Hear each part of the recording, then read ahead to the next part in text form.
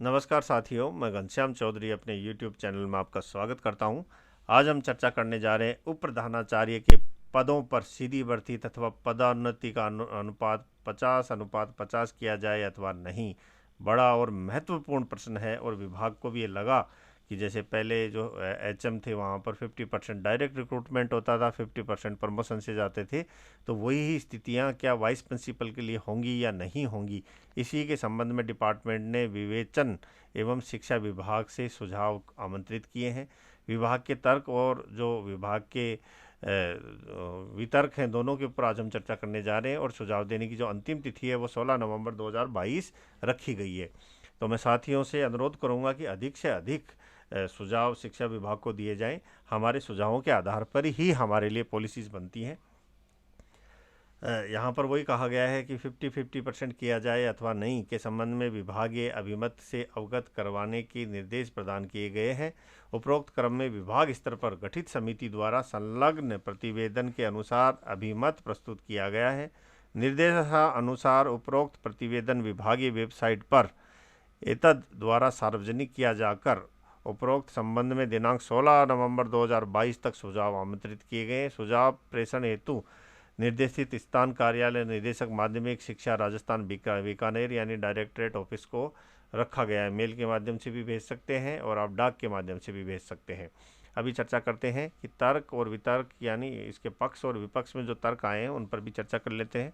माननीय मुख्यमंत्री महोदय द्वारा बजट वर्ष 2021-22 की घोषणा संख्या इतनी बजट वर्ष 21-22 की चर्चा के दौरान दिनांक 18/3/2021 को बिंदु संख्या 69 की घोषणा की गई। हेडमास्टर, स्कूल व्याख्याता आदि की पदोन्नति संबंधी समस्याओं का अतिरिक्त प्रमोशन पद सृजित कर समाधान किया जाएगा कि क्रियान्विति में कार्मिक विभाग की अधिसूचना 28/4/2022 राजपत्र में प्रकाशन दिनांक 29/4/2022 द्वारा विभाग में उप प्राचार्य के नवीन पद का संवर्ग किया गया और जो HM पद था उसको समाप्त कर दिया गया, जिसमें 100% पदों पर प्राध्यापक पद से पदोन्नति का प्रावधान रखा गया था। यानी जो लेक्चरर है वही वाइस प्रिंसिपल बनेंगे और वो भी प्रमोशन के द्वारा। राज्य सरकार की स्वीकृति दिनांक 22/7/2022 द्वारा उप प्राचार्य के 12,221 पद नवसृजित किए जा चुके हैं। उपरोक्त नवसृजित उप प्रधानाचार्य पदों पर पदोन्नति हेतु सभी तक कोई भी विभागीय DPC आयोजित नहीं हुई है। अलबत्ता वर्ष 2022-23 हेतु करीब 10,000 पदों के लिए उप प्राचार्य पद पर प्राध्यापक यानी जो लेक्चरर्स हैं उनके कार्डर से DPC की कार्रवाई प्रक्रियाधीन है। उपरोक्त घोषणा के प्रथम बार क्रियान्वयन से पूर्व ही इसे संशोधित कर 50% सीधी भर्ती एवं 50% पदोन्नति से भरे जाने की मांग अध्यापक एवं वरिष्ठ अध्यापक के कार्डर से जुड़े संगठनों द्वारा निरंतर की जा रही है।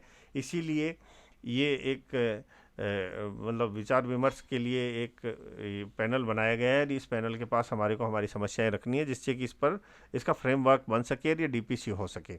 अभी बात कर रहे हैं, एक कॉलम यहाँ पर दिया गया है 100% पदोन्नति के पक्ष में जो तर्क है वो किस वजह से, क्या कारण है कि ये 100% प्रमोशन वाली पोस्ट ही होनी चाहिए वाइस प्रिंसिपल। दूसरा जो कॉलम है वो बोलता है कि नहीं, 50% प्रमोशन से होना चाहिए, 50% रिक्रूटमेंट जो डायरेक्ट रिक्रूटमेंट है उससे होना चाहिए। अब बात करते हैं कि अभी चूँकि ये बजट घोषणा का एक हिस्सा था, अगर अभी इसमें 50% हम डायरेक्ट रिक्रूटमेंट करेंगे तो जो बजट घोषणा की गाइडलाइन है वो पूर्ण रूप से इम्प्लीमेंट नहीं हो पाएगी। इस वजह से 100% इसको प्रमोशन बेस रखा गया है। 50% पदों की सीधी भर्ती में भरे जाने की मांग स्वीकार किए जाने की स्थिति में बजट घोषणा की क्रियान्विति में व्याख्याता संवर्ग के प्रधानाचार्य पद पर पदोन्नति हेतु अवशासित अभियांसी समिति हो जाएगी, यानी वो पॉसिबल नहीं हो पाएगा। दूसरा 50-50 के लिए यहाँ पर दिया गया है कि विद्यालय जो प्रधानाध्यापक माध्यमिक विद्यालय की तर्ज पर 5 वर्ष के शिक्षण अनुभव वाले अध्यापक, वरिष्ठ अध्यापक एवं जो लेक्चरर्स पद पर कार्यरत युवा कार्मिक योग्यता के आधार पर विभाग में प्रशासनिक पद पर चयन का आधार मिलेगा और जिससे विभाग को ऊर्जावान, कार्यशील, सृजनशील एवं नवाचारी उत्साही युवा अधिकारी मिल सकेंगे जो कि प्रमोशन होके हायर पोस्टों तक जाएंगे। ये एक शॉर्टकट रास्ता था अधिकारी बनने का। या हम दूसरे शब्दों में ये कह सकते हैं कि डिपार्टमेंट को जुझारू या शिक्षा विभाग में अधिकारी के रूप में, एक टीचर से अधिकारी के रूप में अगर काम करने के लिए उत्साह है, योग्यता रखती हैं, तो उनके लिए 50% प्रमोशन और 50% डायरेक्ट रिक्रूटमेंट के तहत इसको बढ़ जाते हैं। दूसरे तर्क पर हम बात करते हैं कि उपप्राचार्य का जो पद है उसका लेवल 14 है, जो कि एक हायर लेवल माना जाता है। और स्कूल शिक्षा विभाग में राज्य सेवा के एंट्री लेवल पद प्रधान जो लेक्चरर है वो L12 है। L12 डायरेक्ट रिक्रूटमेंट में अभी तक सबसे हाईएस्ट पद है शिक्षा विभाग का। तो ये भी एक तर्क है कि L14 डायरेक्ट रिक्रूटमेंट में रखा जाए या नहीं रखा जाए। तो यहाँ पर 50% प्रमोशन और 50% डायरेक्ट रिक्रूटमेंट के अंदर कहा गया है कि जो एजुकेशन डिपार्टमेंट के अंदर L14 के अंदर जो उप प्रधानाचार्य या फिर वाइस प्रिंसिपल आ रहे हैं वो स्पेशल एजुकेशन के साथ भी आ रहे हैं, और ऐसे जो हायर लेवल के जो पद हैं वो इसमें IT डिपार्टमेंट और चिकित्सा विभाग के अंदर जो प्रोफेशनल एजुकेशन के साथ आते हैं उनमें देखे जाते हैं। ये कोई अलग चीज़ नहीं है।